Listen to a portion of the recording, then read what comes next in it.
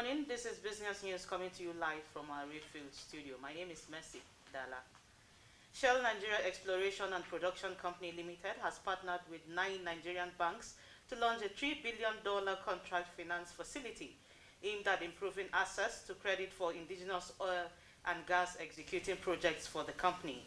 According to a statement, the financing scheme, unveiled on Thursday, is designed to provide credit support to local contractors handling projects for SNEPCOs and will be available in both Naira and United States dollars. Industry Content Development Act by promoting greater in-country value retention. The Vice President Finance Shell Nigeria CJ Akweze said the financing scheme demonstrates Shell's commitment to supporting the growth of oil and gas operations in Nigeria. The chairman of the Petroleum Technology Association of Nigeria, Wole Ogunsanya, who was represented by Dr. Juan Faluyi, described the facility as a major boost for indigenous contractors. Ogunsanya lauded the initiatives as a gateway to unlocking contractor financing issues, which will also drive efficiency in contract for introducing the financing arrangement, saying the partnership will strengthen local contractors and pledge their continued support for the initiative. SNEPCO said Nigerian companies have continued to play significant roles in its operations and project delivery. It noted that earlier this year, 43 wholly Nigerian companies participated in the turnaround maintenance and growth of digital business across borders. The 2-day Digital Trade Forum drew policymakers, regulators, development partners, investors, and technology companies from across Africa to discuss strategies for implementing the digital trade protocol and accelerating the development of a connected Africa digital market.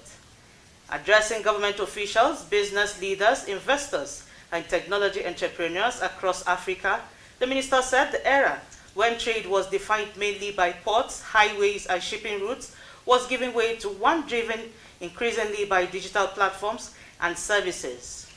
According to the minister, Nigeria's information and communications technology sector now contributes nearly 18% of the country's gross domestic product, while the country hosts about 28% of Africa's fintech companies.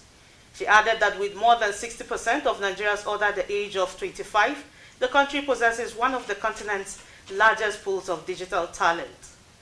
The minister linked Nigeria's digital trade ambitions to broader economic reforms undertaken by the federal government over the past 3 years.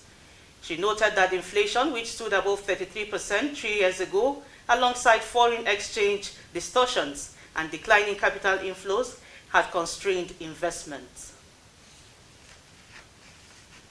The Minister of Power, Joseph Tegbe, on Thursday assured Nigerians that electricity supply would improve significantly before the end of the year, saying the federal government is taking difficult but necessary decisions to reverse decades of underinvestment and poor management in the power sector.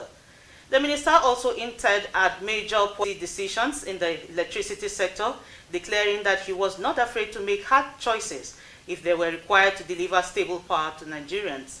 Tegbe spoke in Abuja during the official launch of the pilot phase of the Africa Mini-Grids Program National Project, turned powering agricultural value chains and stimulating state energy markets.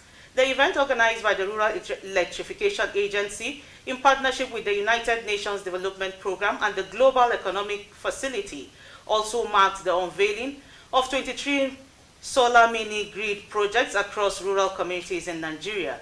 The projects are expected to provide electricity to about 50,000 people and more than 20,000 households, while supporting businesses, schools, healthcare facilities, and agricultural processing centers.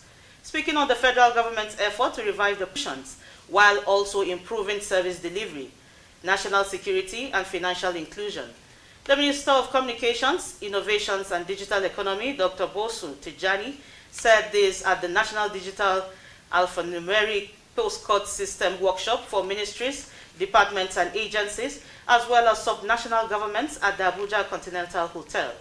Tijani, who was represented by the Permanent Secretary of the Ministry, Ndugu Gagari, described the digital postcode as critical national digital infrastructure rather than merely a postal addressing system.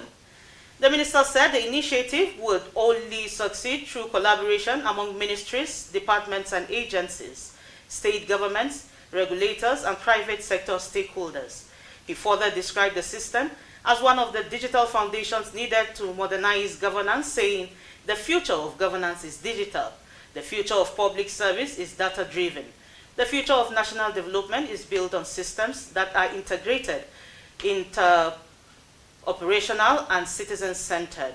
Also speaking, the head of the Civil Service of the Federation, Dildi Wilson Jack, represented by the Permanent Secretary, Service Welfare, Dr. Abdul Garba, said integrating the digital postcode into public administration would improve governance and public service delivery. Wilson Jack added that the Office of the Head of the Civil Service of the Federation remain committed to supporting innovations that will equip the civil service with the tools and systems